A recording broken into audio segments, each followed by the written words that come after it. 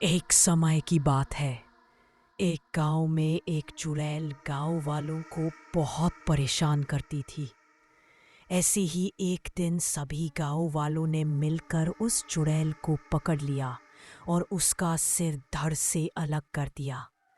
उसने जिसे पास अभी गांव वालों ने मिलकर एक गड्ढा खोदा, उसमें चुड़ैल को दफना दिया और सभी गांव वाले अपने अपने घर चले गए।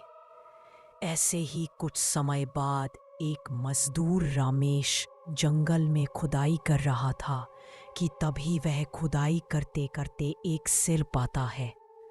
वह हाथों से पकड़कर उस सिर को बाहर निकालता है और बोलता है, अरे मैया, ये तो किसी चुड़ैल का सिर है, लेकिन ये जंगल में कैसे दफन हुआ?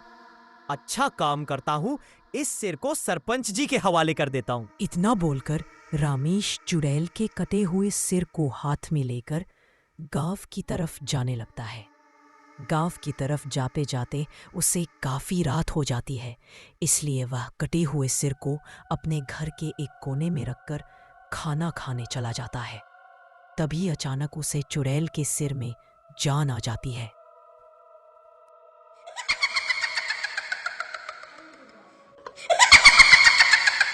वाह, अब बहुत मजा आएगा। अब मैं आजाद हूं। कई सालों से दफन थी, लेकिन अब आजाद हूं। अब मैं इन्हीं गांव वालों को नहीं छोड़ूंगी, एक एक को चुन चुन के मारूंगी।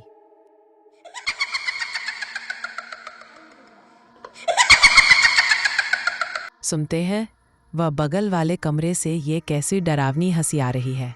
अरे सीमा, कहीं ये आवाज उस चुड़ैल के सिर से तो नहीं आ रही जो मैंने जंगल से लाया था? आप किस सिर की बात कर रहे हैं? अरे सीमा, जब मैं जंगल में खुदाई कर रहा था तब मुझे एक कटा हुआ सिर मिला। मैंने सोचा था कि सिर को सरपंच जी के हवाले कर दूंगा, लेकिन घर आते आते रात हो गई, इसलिए मैंने अरे ना समझे, अब क्या होगा? चुड़ैल को घर लेकर आ गया, अब भुगतोगे। इन लोगों की बातें सुनकर वह सिर उड़ते हुए रामेश और सीमा के सामने आ जाता है। अच्छा, तो तू वही है जिसने मुझे आजाद किया है? जी चुड़ैल जी, मैं वही हूँ, पर मुझे नहीं पता था कि आप जिंदा हो। मुझ पे एक एहसान करो, मुझे और मेरी पत्नी को छोड़ दो। जी चुड़ैल जी, हमें छोड़ दीजिए, हम किसी को कुछ भी नहीं बताएंगे। ठीक है, तुम लोगों की वजह से मैं कितने सालों बाद आजाद हुई हूँ, इसलिए मैं तुम्हें छोड़ रही हूँ। पर तुझे मेरा एक काम करना होगा। जी, आप जो बोलेंगी वे हम सब करेंगे। तो जा, जहां से तू मेरा सिर लाया था उसी के बगल में मेरा धड़ ही है, उसे भी ले आ। अरे नहीं नहीं, मैं ये नहीं कर सकता। तो फिर ठीक है, मरने के लिए तैयार हो जा। मैं तेरी पत्नी को मारकर उसके धड़ पर अपना हक जमा लूंगी। अरे नहीं नहीं, मुझे मत मारिए चुड़ैल जी। ठीक है, मैं जाता हूँ, लेकिन आप मेरी पत्नी को कुछ मत करना चुड़ैल जी। इसके बाद रामेश और चुड़ैल दोनों जंगल में वापस जाते हैं। चुड़ैल उसे वह जगह बताती है जहां पर गांव वालों ने चुड़ैल के धड़ को जमीन में गाड़ा था। उसके बाद रामेश उसे जंगल में वापस जाते हैं और जैसे ही रामेश को चुड़ैल का धड़ मिल जाता है, वैसे ही रामेश वहां से भाग जाता है। तभी चुड़ैल अपना धड़ अपने सिर से जोड़ देती है। गांव वालों, अब तुम लोगों को मुझसे कौन बचाएगा? आ गई मैं वापस। रमेश सारी बातें सरपंच को बताता है। सरपंच घबराकर बोलता है, अरे रामेश, यह तो बहुत बड़ी गड़बड़ हो गई। हम गांव वालों ने मिलकर उसे चुड़ैल को मारा था। अब वह चुड़ैल हमें नहीं छोड़ेगी। हे भगवान, हमारी रक्षा करो। अरे गांव वालों, कहाँ हो? बाहर आओ, देखो कौन तुमसे मिलने आया है। बाहर आओ, कहाँ छुपकर बैठे हो तुम लोग? तुमने किस तरह से मेरे 2 टुकड़े किए थे। अब मैं तुम लोगों को नहीं छोड़ूंगी, किसी को भी नहीं। उधर चुड़ैल जंगल से गांव की तरफ आने लगती है। इसके बाद चुड़ैल आधी रात को पूरे गांव में घूमने लगती है। वह देखिए सरपंच जी, चुड़ैल गांव में घूम रही है। मुझे बहुत डर लग रहा है। चलिए अंदर जाकर बात करते हैं। रमेश यहाँ पर क्या कर रहा है और आप लोग इतने घबराए क्यों है?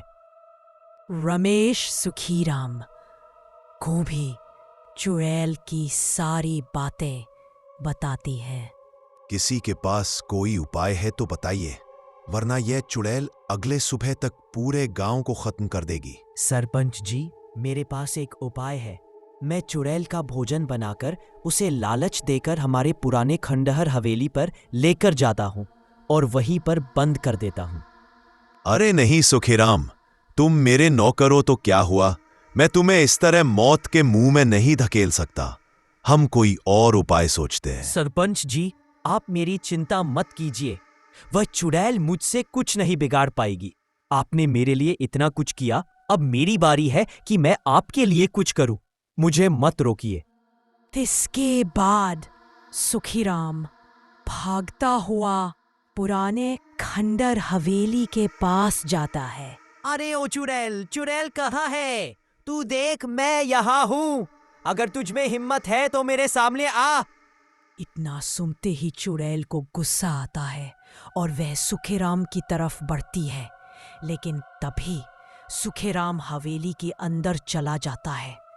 उसके पीछे पीछे चुड़ैल भी हवेली के अंदर चली जाती है और अंदर जाकर चिल्लाती है, अरे कायर, कहाँ छुप कर बैठ गया?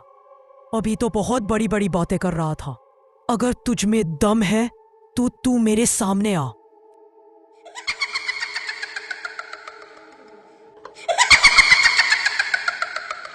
मौका देखते हुए सुखीराम हवेली से बाहर निकल जाता है और दरवाजा बंद कर देता है ताकि चुड़ैल हवेली के बाहर ना आ सके। तू ठीक तो है ना सुखीराम? तुझे चुड़ैल ने कुछ नुकसान तो नहीं पहुंचाया? अरे नहीं नहीं सरपंच जी, मैं बिल्कुल ठीक हूँ और मैंने चुड़ैल को हवेली के अंदर बंद भी कर दिया है। सुखीराम देखो, हमने बहुत बड़े तांत्रिक बाबा को बुलाया है। ये भूत प्रेत और चुड़ैलों को अपने वश में कर लेते हैं। तांत्रिक सारा सामान इकट्ठा करता है और हवेली के बाहर बैठकर चुड़ैल को काबू करने के लिए मंत्र पढ़ने लगता है, ओम हिम किलिम चामुंडाय स्वाहा। जिसके कुछ समय बाद ही चुड़ैल तांत्रिक के सामने आ जाती है, क्योंकि तांत्रिक ने उसे अपने मंत्रों में बांध लिया था। एक चुड़ैल, मैं तुझे अभी भी एक मौका दे रहा हूं। अगर तू चाहे तो ये गांव छोड़कर हमेशा के लिए जा सकती है, और अगर तूने इस गांव में दोबारा आने की गलती की या फिर इन्हें लोगों को परेशान करने की कोशिश की तो मैं तुझे जलाकर भस्म कर दूंगा। नहीं, मेरे साथ ऐसा मत करो। पर मेरी इसमें कोई गलती नहीं है। इन्हीं लोगों ने मेरे साथ पहले बुरा किया था, जिसके बाद मैंने इन्हीं लोगों से बदला लेने के लिए ये सब कुछ किया है। गांव वाले भी हाथ जोड़कर चुड़ैल से माफी मांगते हैं और चुड़ैल उन्हें माफ करके गांव को हमेशा के लिए छोड़कर वहां से चली जाती है और दोबारा वह गांव में कभी नहीं आती। गांव वालों ने मिलकर तांत्रिक बाबा का भी धन्यवाद किया। यदि हम कभी भी किसी को भी कोई नुकसान नहीं पहुंचाएंगे तो सामने वाला भी कभी हमें कोई नुकसान नहीं पहुंचाएगा। धन्यवाद।